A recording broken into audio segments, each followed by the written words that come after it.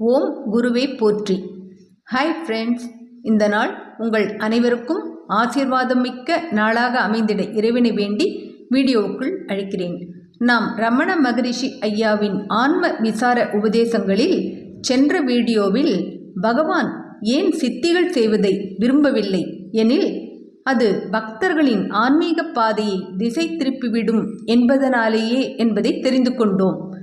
பகவான் சந்நிதியில் ஏதாவது சித்திகள் நடந்தேறினால் எல்லாம் ஈஸ்வர கிருபையினால் நிகழ்ந்தேறியது என்று புகழ் அனைத்தையும் இறைவனுக்கே சமர்ப்பித்து விடுவார் என்பதையும் பார்த்தோம். மேலும் சிக்கனத்தை எப்படி கடைபிடித்தார், உழைப்பின் மேன்மையை தன் உழைப்பின் மூலம் எப்படி பிறருக்கு எடுத்துரைத்தார் என்பதையும் கண்டோம். சொல்லை காட்டிலும் செயலே சிறந்தது அல்லவா? ஆக்ஷன் ஸ்பீக்ஸ் லவுடர் தேன் வாய்ஸ் என்பார்கள். அப்படி தன் சைகையின் மூலமே மக்களுக்கு ஒரு உதாரண புருஷராக வாழ்ந்து காட்டினார் என்பதையும் மிக தெளிவாக தெரிந்து கொண்டோம். சரி, இந்த வீடியோவில் பகவான் ஒரு காந்தம் போல் பல பேரை தன்பால் ஈர்த்துள்ளார். அவர்கள் அனைவரும் பகவான் சந்நிதியில் தங்களுக்கு நிகழ்ந்த தெய்வீக அனுபவத்தை நம்முடன் பகிர்ந்து கொள்கிறார்கள். பகவானை நேரடியாக பார்க்க பாக்கியம் கிட்டாதவர்கள் கண்டவர்கள் அனுபவத்தையாவது கேட்டு இன்புறலாமே. வாங்க வீடியோவுக்குள் போகலாம். 5. தரிசித்தோர் காட்சியும் கருத்தும். மகான்கள் கடைப்பிடிக்கும் மார்க்கத்தை பின்பற்றுவது எளிதான காரியமல்ல. வானில் பறந்து செல்லும் ஒரு பறவையின் பாதையை கோடிட்டு காட்ட முயற்சிப்பது போன்ற கடினமான செயல் அது. மக்களில் பெரும்பாலோர் வாழ்வின் முழுமையை பெற மெல்ல மெல்ல அதிக முயற்சியுடன் முன்னேறுகிறார்கள். ஆனால் மிகச் சிலரே எவ்வித குறுக்கீடும் இல்லாமல் சட்டென பறந்து போய் உலக உயிர்கள் அனைத்திற்கும் பொது வீடான பரம்பொருளை சேர பிறவி எடுக்கிறார்கள். அத்தகைய மகான் ஒருவர் அவதரிக்கின்ற போது மக்கள் குலம் முழுவதும் மன நிறைவு கொள்கிறது. சாதாரண மனிதர்களால் ஒரு மகானுக்கு சமமாக ஆன்மீக முன்னேற்றம் காண முடியாது. ஆனாலும் உண்மையான மகான்களின் சந்நிதியில் பாமர மக்களும் தம் மெய் மறக்கின்றனர். அந்த கணத்திலேயே அவர்களுக்கு உலக இன்பங்கள் யாவும் வெகு சாதாரணமானவைகளாகவே தோன்றுகின்றன. பகவான் ஸ்ரீ ரமண மகரிஷியின் ஜீவித காலத்தில் திருவண்ணாமலைக்கு சென்று அவரை தரிசித்து வந்த அனைவரின் அனுபவமும் இதுவாகவே இருந்தது. பகவானை தரிசித்தவர்கள் அவரது பற்றற்ற வாழ்வு, மாசு மறுவற்ற தூய்மை, உபனிஷத உபதேசங்கள், ஞான மேன்மை ஆகியவற்றை கண்டு அவரை போற்றினர். உலகில் பகவானைப் போன்ற ஆன்மீக ஞானிகள் மிகவும் அரிதாகவே அவதரிக்கிறார்கள். அவ்வாறான புருஷோத்தமர்கள் தோன்றுகின்ற போது மக்கள் குலம் முழுமையும் நன்மை அடைகிறது. உலகில் நம்பிக்கையும் நல்வாழும் சேர்ந்த ஒரு புதிய சகாப்தம் மலர்கிறது. திருவண்ணாமலை குன்றின் ஆலமரக் குகையில் பால பருவத்தினரான பகவான் வாசம் செய்து கொண்டிருக்கையில் தேசூர் அகிலாண்டம்மாள் தம் வாழ்வில் முதலாக ஏற்பட்ட நிகழ்ச்சியின் அனுபவத்தை அப்படியே விவரிக்கிறார். அக்காலத்தில் நான் திருவண்ணாமலைக்கு வந்திருந்தேன். தும்பை மலர் சேகரிக்கும் நோக்கத்தோடு நான் மலையின் அருகே சஞ்சரிக்கும் போது மக்கள் பலர் கூட்டமாக ஆலமரக் குகையை நோக்கி சென்று கொண்டிருப்பதை கண்டேன். அங்கு என்ன விசேஷம், ஏன் போகிறீர்கள் என்று விசாரித்தேன். அவர்கள், அங்கே ஒரு பிராமண சுவாமி இருக்கிறதாம், பச்சை குழந்தையாம், அன்ன ஆகாரமின்றி அப்படியே இருக்கிறதாம் என்று கூறி சென்றனர். இச்சொற்கள் எனக்கு ஆச்சரியத்தையும் காண வேண்டும் என்ற ஆவலையும் தூண்டியது. பகவானின் அருள் இவ்வார்த்தைகளின் மூலம் என்னை கவர்ந்து கொண்டது போலும். ஏதாவது சாப்பிடுவதற்கு கொண்டு போகலாமா? பிராமண சுவாமி என்கிறார்களே, அன்னம் பலகாரம் இதெல்லாம் நாம் கொண்டு போனால் சாப்பிடாதோ என்னவோ என்று நான் எண்ணி கற்கண்டை மட்டும் வாங்கி கொண்டு சென்றேன். கண்டோர் கருத்தை கவரும் காந்த கண்ணனை முதலாக கண்டேன். ஸ்நானம் ஒன்றுமில்லாமல் புழுது படிந்திருந்தாலும் தங்கமயமான தவக்கனல் துடர்விடும் திருமேனி, இளைத்து எலும்பு தெரியும் கோலத்தில் இக்கடுந்தவம் துறவியை காணும்போது என் மனம் கலந்துருகி விம்மியது. கண்ணீர் பெருகிற்று. பாலப்பெருமான் விழித்திறந்து என்னை தன் அருட்கண்களால் சந்தித்தார். அருகிற் சென்று கற்கண்டை வைத்து நமஸ்கரித்தேன். பகவான் கற்கண்டில் கொஞ்சம் எடுத்து உண்டனர். அருகிலிருந்த சாது ஒருவர் பிரசாதமாக கொஞ்சம் கற்கண்டை எனக்கு கொடுத்தார். நான் மிகுந்த அச்சமும் பகவானின் உடல்நிலையை பார்த்து துக்கமுமாகி ஒன்றும் பேச முடியாமல் நின்று கொண்டிருந்தேன். அகிலாண்டம்மாள் தன் ஊரை சேர்ந்த மஸ்தான் சுவாமியை பகவானுக்கு அறிமுகப்படுத்தினார். எளிய ஆனால் முதிர்ந்த ஆன்மாவான மஸ்தான் சுவாமி பக்தர்களால் நூற்கப்பட்ட நூலால் பகவானுக்கு தம் தரியில் துணி நெய்து தருவார். 1920-25 திருடர்கள் ஆசிரமத்துக்குள் புகுந்தபோது ஓலைக்குடிலில் பகவானுடன் இருந்தவர்களில் இவரும் ஒருவர். இதற்கு முன்பே விருபாட்ச தேவர் குகையிலேயே பகவானின் அருளை பெற்ற பாக்கியசாலியான இவர் பகவானை முதலாக தரிசித்த போது தமக்கு நேர்ந்த அனுபவத்தை அருமையாக விவரிக்கிறார். நான் பகவானிடம் வந்த பொழுது அது விருபாட்ச குகைக்கு வெளியில் அருளும் தயவும் திட ஞானமும் ஒரு சேர ஒளிவீசும் பார்வையுடன் கற்சிலை போல் அமர்ந்திருந்தது. ஒரே ஒரு திருக்கண் நோக்கினால் என்னையும் தன் நிலையில் நிறுத்திவிட்டது. 8 மணி நேரம் சற்றும் சோர்வே அன்றி தன்னில் லயித்து சாந்தி நிலவ அப்படியே நின்று கொண்டிருந்தேன். அந்த நாட்களில் பகவான் தன் அருள் பார்வையாலேயே எங்களை ஊடுருவி உள்ள கதவுகளை திறந்து எங்களை அடியோடு மாற்றிவிடும். ஒரு கருணைக்கண் வீச்சால் தானாகவே அது எங்களை ஆக்கிய பின் கேள்விக்கு இடமேது அங்கே? அன்னையின் சமாதிக்கு பிறகு அங்கே குன்றின் தென் சரிவில் அமைந்த அந்த ஆசிரமத்தில் பகவான் நிரந்தரமாக தங்கலானார். அது முதல் மக்களுக்கு தரிசனம் அருள்வது, சொல்லற்று அல்லது சிற்சில சொல்லாமல் அம்மலை விடுக்கும் ஆன்மீக செய்திகளை அறிவுறுத்துவது ஆகியவற்றை தம் வாழ்க்கை கடனாய் சிறமேற்கொண்டார். ஆன்மீக வளர்ச்சியில் பல்வேறு படிநிலைகளில் நின்ற கணக்கற்ற மக்கள் அருகாமையிலிருந்தும் வெகு தூரத்தில் இருந்தும் பகவானை தேடி வந்தார்கள்.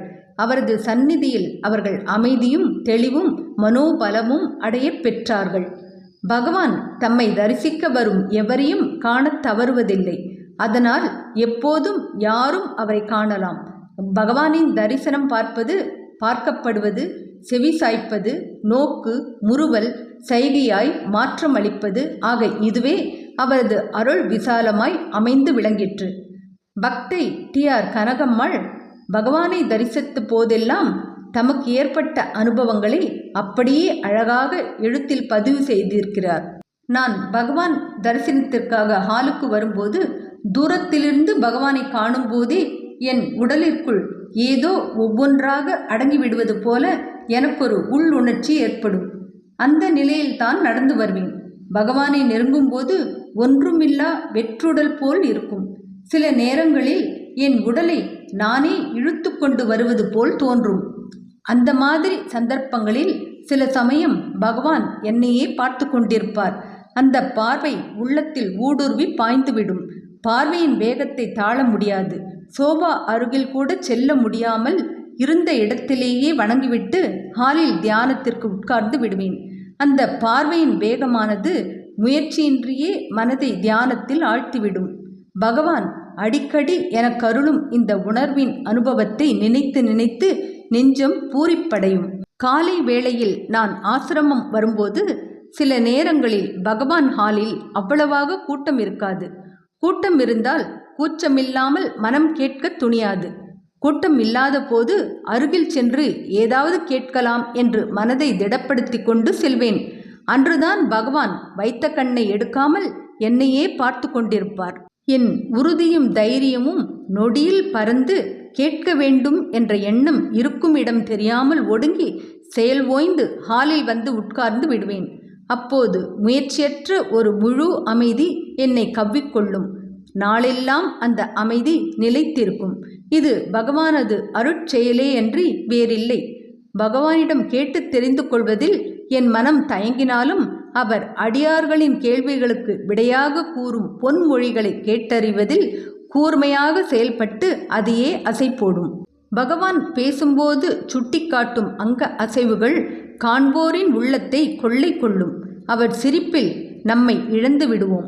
பகவானது ஒவ்வொரு சொல்லும் செயலும் நம்மை அவர்பால் ஈர்த்து சிந்திக்கச் செய்யும் உபதேசமாகும். அவர் யாருக்கும் எந்தவித உபதேசமும் செய்ததில்லை. ஆனால் தமது அருட்கண்ணோக்கத்தால் அடியார்த்தனை உபதேசப் பொருளாக மாற்றக்கூடிய ஆற்றல் மிக்கவர். நான் பகவானை பணிந்து எதிரே உட்கார்ந்ததும் பகவான் என்னையே உற்று பார்த்த வண்ணம் இருந்தார். பகவான் வேறு எங்காவது பார்க்கும்போது நாம் அவரை பார்ப்பது எளிது. அவர் நம்மை நேருக்கு நேர் உற்று பார்க்க ஆரம்பித்தால் அதை தாங்குவது அசாத்தியம். பகவான் உற்று பார்க்கும் பார்வையானது நம் கண்களினூடே ஊடுருவி சென்று நம் உணர்வை உள்ளத்தில் அழுத்திவிடும். அந்த பார்வையை தாங்காது நம் கண்கள் தானாகவே மூடிக்கொள்ளும். நான் அங்கு உட்கார்ந்ததும் என்னை உற்று பார்க்க ஆரம்பித்த பகவானின் பார்வை என்னை விட்டு அகலவே இல்லை. பகவானது கண்ணோக்கத்தை சிறிது நேரம் நேருக்கு நேர் சந்தித்த எனக்கு உணர்வு ஒடுங்கி அந்த பார்வையை தாங்க முடியாமல் கண்கள் மூடிக்கொண்டன. இப்படி எவ்வளவு நேரம் இருந்தேன் என்பதை குறிப்பிட்டு சொல்ல தெரியவில்லை. நான் கண்களை திறந்து பகவானை பார்த்தபோது பகவான் அதே பார்வையுடன் என்னை பார்த்து கொண்டே இருந்தார். பகவானது ஒளிமிகுந்த கண்களுக்குள்ள இணையற்ற பேராற்றலை எழுத்தால் வரைந்து காட்ட முடியுமா? ஆசாரியன் சீடர்களுக்கு செய்யும் எந்த தீட்சையும் பகவான் செய்வதில்லை. ஆனால் தன்னை கதியாக வந்தடைந்தாரை தம் கண்ணால் நோக்கியே பக்குவம் ஆக்கி ஆண்டு கொண்டு விடுவார். இது பகவானிடம் எல்லாருக்கும் கிடைக்கக்கூடிய நயன தீட்சை. பழகிய அடியார்களுக்கு இது அனுபவம். பகவான் திருவருளை நாடி அவரது திருவடிகளை சரணடைந்த பக்த சிரோன்மணிகளுள் தலையானவர் முருகனார். அவரது துறவும் வைராக்கியமும் பெரிதும் போற்றத்தக்கது. அவரது கவிப்புலமை பகவானாலேயே சிறப்பிக்கப்பட்டது. முருகனார் தன் சற்குருவாக பகவானை ஏற்ற கணத்திலிருந்து அவரது சாத்திரத்தையும் தோத்திரத்தையும் தவிர வேறு எண்ணமே இல்லாதவராகி விட்டவர். பகவான் நினைவு ஒன்றே எப்போதும் அவரிடம் நிலைத்து நின்றது. இக்குரு பக்திக்கு எழுத்து வடிவம் கொடுத்து பல ஆயிரக்கணக்கான பாக்களால் தன் சற்குருவின் மேன்மையை தமிழ் கூறும் நல்லுலகத்திற்கு வழங்கினார். அப்பாக்களின் தொகுப்பே ரமண சந்நிதி முறை, குருவாசக கோவை என்ற இரு அருமையான நூல்களாக மலர்ந்து மனம் வீசி கொண்டிருக்கின்றன. முருகனார் பகவானோடு தமக்கு நிகழ்ந்த முதல் தரிசன அனுபவத்தை இப்படி வார்த்தைகளில் வடிக்கிறார். நான் திருவண்ணாமலை வந்த 2-3 நாட்களில் எனக்குள் ஏதோ ஒரு மாற்றம் இருந்தது. அது என்ன என்பது எனக்கு தெரியவில்லை. அது ஒருவித உற்சாகத்தில் என்னை அழுத்திவிட்டது. நான் மகரிஷிகள் முன்னிலையில் உட்கார்ந்து அவர் மீதே மனதை ஏகாக்கிரகப்படுத்தினேன். சில நிமிடங்களுக்குள் எனக்கு ஒரு தேஜஸ் காணப்பட்டது. அவர் சரீரம், அதன் சுற்றுப்புறங்களில் ஒருவிதமான காந்தி. ஆனால் அவர் சரீரம் மட்டும் அந்த ஒளிக்கு விலட்சணமாய் இருந்தது. இந்த விதமாக எத்தனை நேரம் இருந்ததோ தெரியவில்லை. நான் முழுவதுமாக இந்த காட்சியில் ஆழ்ந்துவிட்டேன்.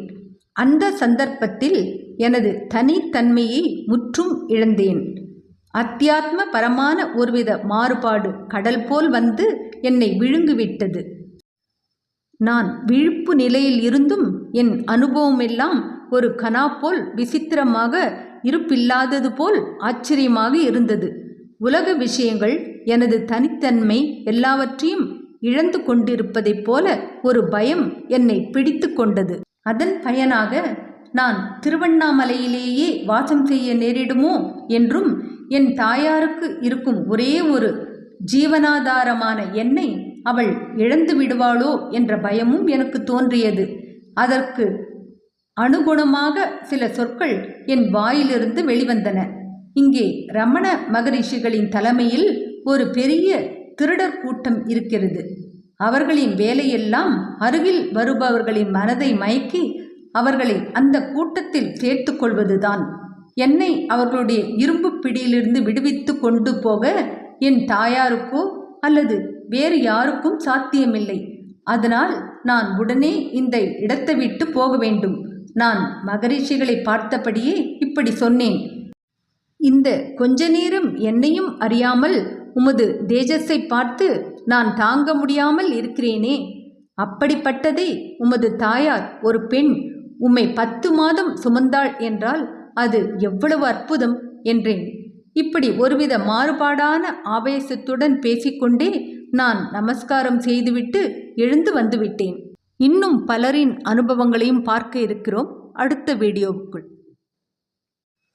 என்ன ஃப்ரெண்ட்ஸ், இந்த வீடியோ பிடிச்சிருந்தால் லைக் பண்ணுங்கள், ஷேர் பண்ணுங்கள், சேனலை சப்ஸ்கிரைப் பண்ணுங்கள்.